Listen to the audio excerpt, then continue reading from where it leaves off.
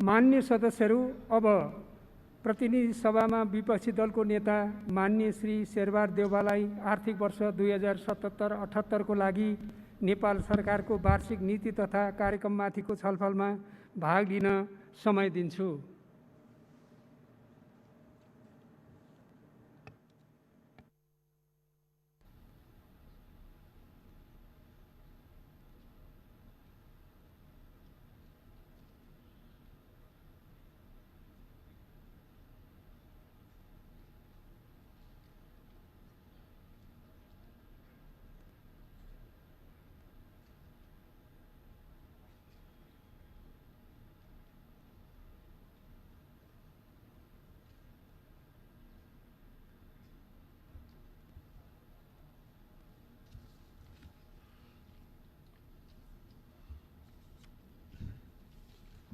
सम्माननीय सभा महोदय,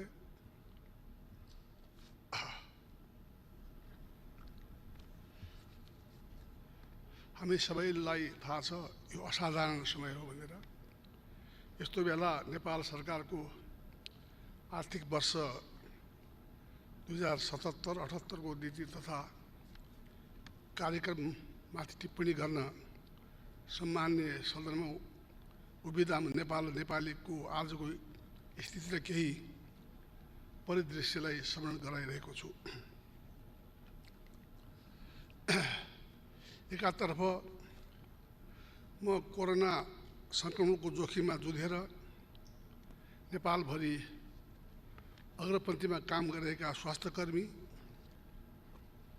सुरक्षाकर्मी, सञ्चारकर्मी, सरसफाई कर्मीलाई स्मरण गरिरहेको छु भने अर्कोतर्फ कोरोनाबाट संक्रमित दिदीबहिनी, दाजुभाइ, तिनका परिवार छन् भने महामारी दिदीबहिनी, दाजुभाइ, तिनका परिवारलाई स्मरण गरिरहेको छु भने महामारीका कारण दुःखमा परेका किसान, स्वदेश र विदेशमा रोजगार गुमाइरहेका श्रमिकहरू, विदेशबाट घर फर्किन चाहेका तर नपाएर अप्ठ्यारोमा परेका नागरिक,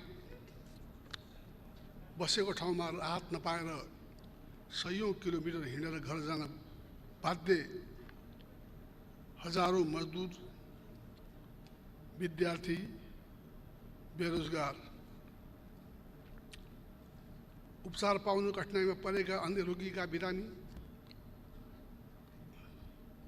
अन्य रोगका बिरामी, उद्योग व्यापार बन्द भएका साना ठुला उद्यमी व्यापारी, बिहान साँझको छाक टाल्न नसक्ने अवस्थामा पुगेका मजदुरका मजदुर, त्यस्तै समस्यामा परेका गरिब, अपाङ्गता भएका व्यक्ति, एकल महिलाहरूलाई पनि सम्झिन चाहन्छु। म यस परीक्षण सामग्रीको अभावमा कोरोना परीक्षणको प्रतीक्षामा बसेका नागरिकहरू, भाइरसको महामारीले आफू र परिवारलाई कसरी जोगाउने, प्रकोप बढ्दै गए के स्थिति होला, यसले मुलुकलाई के गर्ला भनेर सन्ताप र त्रासमा परेका नेपाली दिदीबहिनी, दाजुभाइहरूको मनोदशा पनि बुझ्दछु। अनि हिजो मात्रै समयमै उपचार नपाएर कोरोनाको कारण मृत्यु भएकी सिन्धुपाल्चोककी सुत्केरी महिला, उनको काखको शिशु र उनको परिवारको मनोदशा पनि सम्झिरहेको छु। सरकारले यी सबैलाई आफू अभिभावक भएको अनुभूति गराउनु पर्ने समय हो। हाम्रो अपेक्षा थियो सरकारले ल्याउने नीतिले यस्तै विषयलाई सम्बोधन गर्नेछ। सरकारका कार्यक्रमले स्रोत साधनको समुचित व्यवस्था गरी समस्याको उचित समाधान गर्नेछ। तर सरकारको नीति तथा कार्यक्रमले अर्कै सन्देश दिएको छ। पहिलो सन्देश यो सरकारलाई कोभिड-19ले गरेको र गर्न सक्ने क्षतिबारे ज्ञानै छैन। दोस्रो, सरकारलाई जनताको दुःखप्रति कुनै संवेदना छैन, जनताको पीडा बुझ्न सक्ने हृदय छैन। तेस्रो, सरकारसँग यो अप्ठ्यारो बेलामा भविष्यका लागि जनता आश्वस्त हुने कुनै योजना छैन। एक वर्ष नीति तथा कार्यक्रम उद्देश्यबाट बरालिएर बहुवर्षीय योजनाको कोरा कल्पना देखिन्छ। एक वर्षको नीति तथा कार्यक्रममा 10 वर्षको योजना जस्तो देखिन्छ। यो नीति तथा कार्यक्रम जनतामा आशा विश्वास जगाउनु पूर्ण असफल भएको छ। यो सरकार महामारी नियन्त्रण गर्न व्यापक तयारी गर्न पूर्ण रूपले चुकेको छ। नेपालमा पहिलो संक्रमित व्यक्ति 2076 माघ 10 भेटिएको 4 महिना पुग्न लाग्यो। लकडाउन भएको पनि आज 55 दिन पुरा भयो। हिजोसम्म PCR विधिबाट केवल 26,691 जनाको मात्र परीक्षण भएको स्वयं सरकारले तथ्याङ्क देखाउँछ। यतिका दिनपछि पनि स्वास्थ्य कर्मीको सुरक्षा उपकरण लगायतका आवश्यक सामग्रीको उपलब्धताको प्रत्याभूति नहुनु, विश्वसनीय परीक्षण किटको अभाव हुनु, अस्पतालमा भेन्टिलेटर लगायतका अन्य उपचार सामग्रीको आपूर्ति नहुनु, कोरोना प्रभावबाट मर्कामा परेकालाई उचित राहतको व्यवस्था नहुनु, सीमा बाहिर विचलीमा रहेका देशभित्र नै पनि घर बाहिर असहाय अवस्थामा रहेका नागरिकलाई सुरक्षित इज्जतपूर्वक घरमा पुर्याउने कुनै योजना नहुनुले पनि जनताले सरकार भएको अनुभूति गर्न सकेका छैन। म प्रश्न गर्न चाहन्छु, सरकारले लकडाउनको यो अवधिमा के तयारी गर्यो? परिस्थितिको गम्भीरताप्रति सरकार संवेदनशील हुन नसकेको दृष्टान्त यो हो तयारीविहीनता। विदेशमा लाखौं नेपाली कोरोनाका कारण समस्यामा परेका छन्। भारतीय सीमा नाकामा हजारौं नागरिक विचल्लीमा परेका छन्। तिनले सरकारबाट सुरक्षित रूपमा घर फर्किने वातावरणको सहजीकरण होस् भन्ने अपेक्षा गरेका छन्। यिनका बारेमा नीति कार्यक्रममा ठोस योजनाको अभाव छ। स्वास्थ्य सामग्री तत्काल पर्याप्त उपलब्ध गर्न, PCR परीक्षणको दायरा व्यापक रूपले समुदाय स्तरमा पुर्याउन, विभिन्न क्षेत्रका लागि आवश्यक राहतको व्यवस्थित प्याकेज ल्याउन र विदेशमा अप्ठ्यारो परेका नेपाललाई स्वदेश फर्काएर मापदण्डयुक्त क्वारेन्टाइनमा व्यवस्थित रूपले राखेर परीक्षण पश्चात घर पुर्याउने व्यवस्था मिलाउनु सरकारसँग माग गर्न चाहन्छु।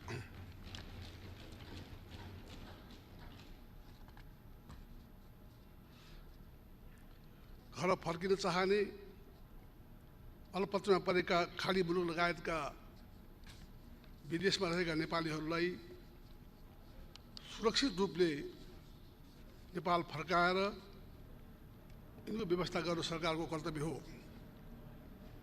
नीति तथा कार्यक्रममा केवल सरकारले आत्मप्रशंसा गरेको छ। विगत 2 वर्षमा निकै काम गरेको दावा गरिएको छ। म सम्माननीय प्रधानमन्त्रीलाई विगत 2 वर्षका नीति तथा कार्यक्रम पुनः एकपल्ट पढ्न अनुरोध गर्छु,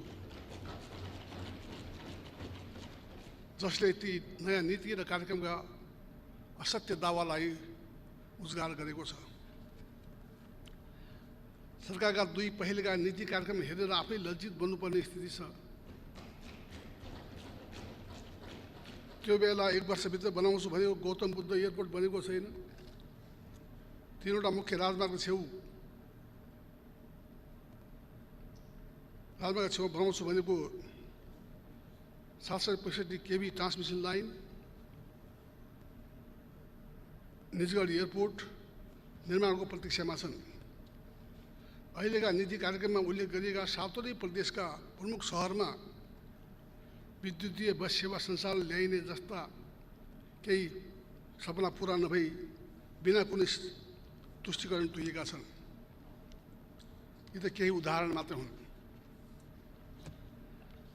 2 वर्ष पहिलेका नीति कार्यक्रममा उल्लेख गरिएका नै कतिपय योजना र कार्यक्रम अहिले पनि पुनरावृत्ति गरिएका छन्।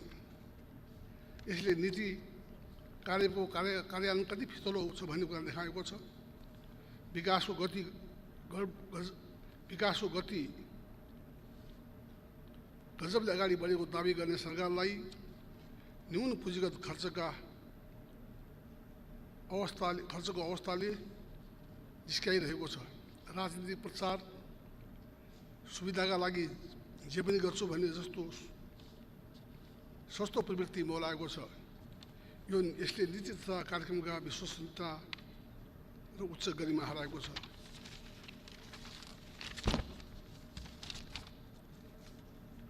वर्तमान सरकार समस्यालाई ठिकसँग हेर्न सकिरहेको छैन या अप्ठ्यारोको गम्भीरता बुझिरहेको छैन।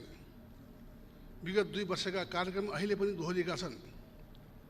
अहिले पनि गुरु योजना बनाएर कार्यक्रम ल्याएको थिएन।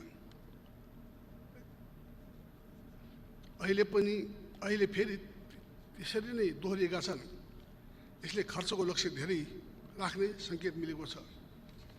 राजस्वको यो वर्षको लक्ष्य समेत नभेटिएको परिप्रेक्ष्यमा पुराना योजना पनि दोहोऱ्याइरहने र महामारीसँग लड्ने नयाँ खर्च पनि छुट्याउने हो भने यो सबैका लागि स्रोत कहाँबाट आउँछ? यसले निजी क्षेत्रलाई दोहन गर्ने, उनीहरूलाई ब्याङ्कबाट उपलब्ध हुने पुँजी सरकारले आन्तरिक ऋण उठाउने र जथाभावी वैदेशिक ऋण लिने गलत नीतितर्फ जान्छ।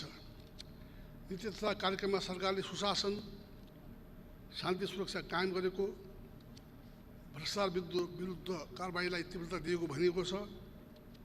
बालिका निर्मला पन्तको बलात्कार हत्या भएको 2 वर्ष पुग्दैछ। यो अपराधिक घटनाका प्रति सरकार उदासीन तर गैरजिम्मेदार व्यवहारले सुशासन र शान्ति सुरक्षाको विषयमा सरकारले दावालाई चुनौती दिएको छ। यो त एक प्रतिनिधिमूलक घटना मात्र हो। यस्ता अपराधका अनेकौं घटनालाई नियन्त्रण गर्न सरकार असफल भएको छ। भ्रष्टाचारका एकपछि अर्का काण्ड भएका छन्। पछिल्लो समयमा सार्वजनिक भएका यति काण्ड हुँदै सिक्युरिटी प्रेस खरिद सम्बन्धी काण्डमा मन्त्री नै भ्रष्टाचारमा संलग्न भएको घटनापछि सरकारले भ्रष्टाचारको नियन्त्रणको कुरा गर्नु जग हर्साउने विषय होइन र? कोरोना महामारीको बेला अत्यावश्यक सामग्री औषधि समेतमा भ्रष्टाचार गरिएको भनी प्रश्न उठ्नु, त्यसमा छानबिन हुनुको साटो प्रधानमन्त्री आफैले भ्रष्टाचारजन्य घटनाको बचाउमा उत्रिने र उन्मुक्ति दिने जस्ता घटनाले सुशासन र सदाचारको विषयमा सरकार पूर्णतः असफल भएको स्पष्ट पुष्टि हुन्छ। उल्टै सरकार सम्प्रेषण गर्न सञ्चार माध्यम, सामाजिक सञ्जाललाई अस्थिरता फैलाएको आरोप प्रधानमन्त्रीले लगाउनु भएको छ। उहाँको तहबाट यो अभिव्यक्ति आउनु एकातर्फ दुःख थियो भने अर्कोतर्फ प्रेसको स्वतन्त्र भूमिकालाई कुण्ठित गर्ने नियत समेत थियो।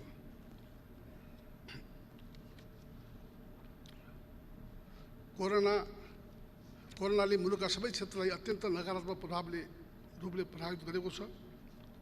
त्यसका अल्पकालीन र दीर्घकालीन प्रभाव रहनेछन्। सरकारको नीति तथा कार्यक्रम समस्या समाधानतर्फ उन्मुख छैन।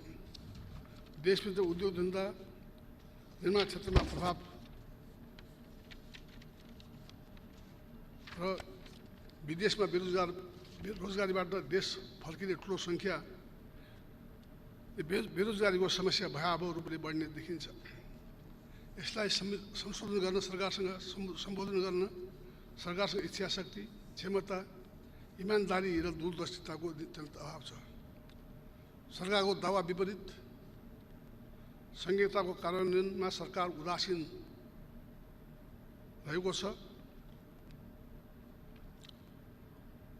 प्रदेश सरकारका संविधान प्रदत्त अधिकारको उपयोग गर्न प्रदेश सरकारहरू संविधान प्रदत्त अधिकारको उपयोग गर्न वञ्चित भएका छन्। सङ्घ प्रदेश र स्थानीय तहबीच समन्वय गर्ने संयन्त्रहरू, अन्तर प्रदेश परिषद, अन्तर सरकारी वित्त परिषद जस्ता कुराहरू वित्त परिषद जस्ता निष्क्रिय छन्। प्रदेशका राजनीतिक नेतृत्वले सङ्घीय सरकारसँग व्यवस्थित समन्वय नभएको गुनासो गरेका छन्। हस्तकला, कृषिमा आधारित साना उद्योगहरू नकारात्मक रूपमा प्रभावित भएका छन्। आत्मनिर्भर र धेरै ठुलो रोजगारीको माध्यम बनेको कुखुरा पालन, मत्स्य पालन, मह, केरा, तरकारी, फलफुल उत्पादन तथा प्रशोधन गर्न उद्योगमा परेका असर, तिनलाई दिनुपर्ने राहतको उल्लेख छैन। ती उद्योगमा आधारित व्यक्तिले रोजगारी गुमाउने आन्तरिक मन्दीका कारण उद्योग धराशायी भई देशभित्र आर्थिक असमानता थप बढ्ने स्थिति छ। सरकार अहिले पनि उद्योग, रेमिट्यान्स आदि क्षेत्रमा कोरोनाबाट भएको प्रारम्भिक क्षति अनुमान गर्न सकेको छैन। त्यसैले राहत पाउनुपर्ने उद्योगीलाई प्रोत्साहित गर्ने विषय नीति तथा कार्यक्रममा समेटिएको छैन। सरकारसँग निर्यात बढाउने विश्वसनीय नयाँ योजना छैन। सरकारले सञ्चालन गरेका रोजगार योजनाहरूको गुणस्तर, स्रोत परिचालनको तरिकामा गम्भीर प्रश्न उठेको छ। विगतमा सञ्चालन गरिएका प्रधानमन्त्री रोजगार योजनाले देशको सम्पत्तिको दुरुपयोग भएको पनि आम जनता र सञ्चार माध्यममा व्यापक विरोध भइरहेको छ। दिगो पूर्वाधार निर्माणका लागि लिनुपर्ने वैदेशिक ऋणलाई कार्यकर्ता पोस्टे काममा खर्च भइदिएको स्वीकार्य हुन सक्दैन।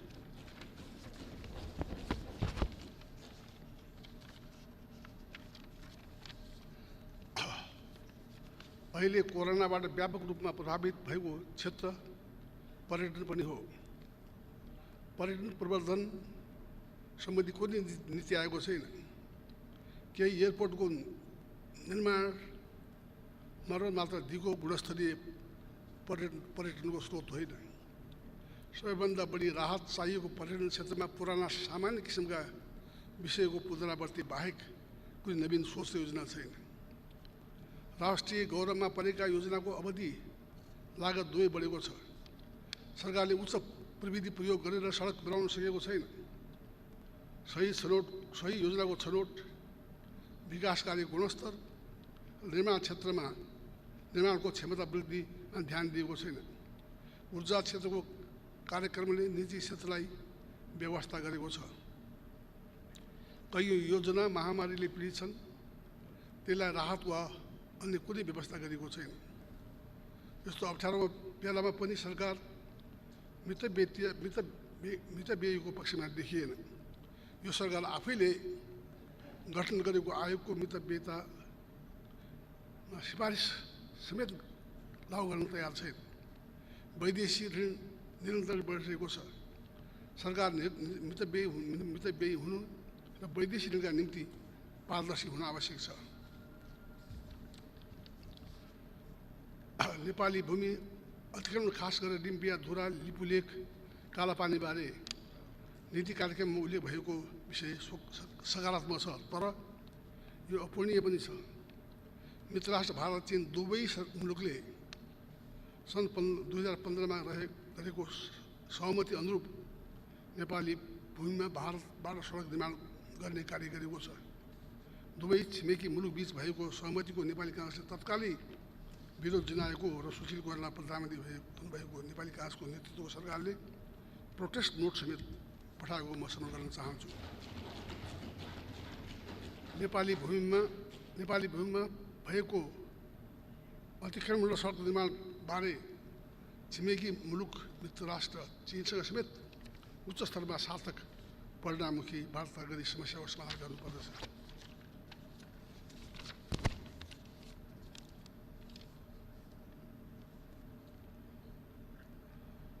अहिलेको सरकारले अघिल्लो सरकारले गरेका हालैसम्मको सबभन्दा ठुलो सहयोग सन्धि सम्झौता एमसिसीलाई यो सदनबाट पारित गर्ने बारे सरकारको उदासीनता देखिएको छ। नीति तथा कार्यक्रममा यसलाई समावेश गरेर गैर जिम्मेदारी र जवाबदेहिताका साथ सरकार अग्रसर हुन सकेको छैन। यही सदनमा प्रस्तुत गरेर पारित गर्ने प्रक्रिया अघि बढाउन माग गर्दछु। पूर्ववर्ती सरकारले गरेका निर्णय सम्झौता उल्लङ्घन गर्दै जाने हो भने यस प्रवृत्तिले गलत नजिर स्थापित गर्ने पनि हुन सक्ने पनि चेतावनी दिन चाहन्छु। अन्तमा यो वर्षको नीति तथा कार्यक्रमले मुलुकलाई प्रगतिको बाटोमा लैजाने सृजनशीलता देखाउन सकेको छैन। आवश्यक नीति तथा कार्यक्रमको अभाव छ। पुराना कार्यक्रम दोहोरिएका छन्। राजस्वमा आउने कमीले कुनै प्रभावबारे केही बोलेको छैन। अहिलेको महामारीले पार्ने बहुआयामिक प्रभावबारे नीति तथा कार्यक्रम बोल्न सकेको छैन। नेपाली समाज कोरोनाले पार्ने नकारात्मक प्रभावको अल्पकालीन दीर्घकालीन समाधान उचित उपायको खोजी गर्न सकेको छैन। म सरकारलाई बजेट व्यवस्थापनमा सबै कुरालाई गम्भीरतापूर्वक ध्यान दिन सुझाव दिन चाहन्छु। अहिले यो सदन मार्फत म सम्पूर्ण नेपाली दाजुभाइ दिदीबहिनीहरूमा के भन्न चाहन्छु भने यो कोरोना अत्यन्तै डरलाग्दो भाइरस हो। यसको चाहिँ भ्याक्सिन आउने कुराको निश्चित छैन। त्यसैले सबै नेपालीहरूले आवश्यक डिस्टेन्समा रहेर आफ्नो र परिवारको मात्रै होइन समाजको स्वास्थ्यको ध्यान राख्न पनि म अनुरोध गर्न चाहन्छु। र यसमा हाम्रो पार्टीको तर्फबाट हाम्रो संसद दलको तर्फबाट आउने संशोधन प्रस्ताव आउने नै छ भन्ने पनि म चाहिँ नि यो सदनमा जानकारी दिन चाहन्छु। तपाईँ यति भन्दै बिदा हुन्छु। धन्यवाद। जय नेपाल।